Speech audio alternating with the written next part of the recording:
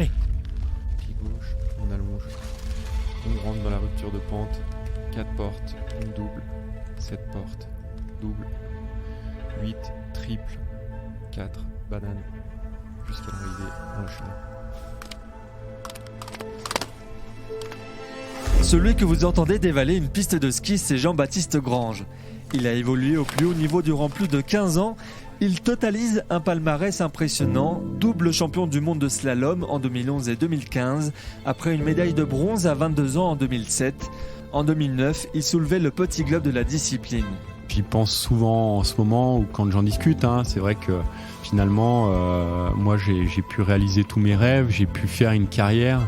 En fait, ça tient à pas grand-chose. Le podcast Slalom va vous raconter le chemin tracé par Jean-Baptiste Grange, de son enfance aux sommets mondiaux, un retour sur son parcours dans le cadre d'une série de 6 épisodes, un récit raconté à travers le principal acteur et ses proches. J'ai développé un style de ski. Cette posture, finalement, c'était un avantage et ça a été quelque chose qui faisait que j'ai pu même avoir un temps d'avance sur les autres. Il avait une attitude et des gestes, des gestes techniques qui étaient déjà bien pour un enfant de son âge. Je me rappelle bien des premiers stages qu'on a fait où lui est arrivé vraiment le petit jeune sur la Coupe du Monde. Et voilà, quelqu'un de très gentil, très discret, un Mauriennais. Tout le monde a quand même rapidement compris que ça allait être un gros cadre de sa discipline parce que c'était un skieur qui était en avance. Sa carrière, elle est magnifique, le palmarès, il est énorme. Et avec le potentiel qu'il avait, et sans blessure, il aurait pu faire encore beaucoup mieux. Donc il y a eu des très grands hauts et des très grands bas. Des hauts et des bas, le podcast revient quelques mois seulement après la fin de sa carrière sur son parcours riche, sinueux comme un slalom, afin de s'adresser aux passionnés de ski mais aussi aux curieux de sport et à ceux avides de chemins inspirants.